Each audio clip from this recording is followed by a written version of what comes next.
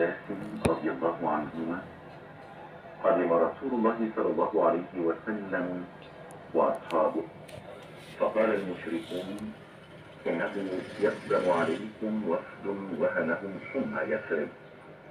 وأمرهم النبي صلى الله عليه وسلم أن يرملوا الأشواط الثلاثة وأن يمشوا ما بين الركنين، ولم يمنعه أن يأمرهم أن وعن ابن شهاب عن سالم عن أبيه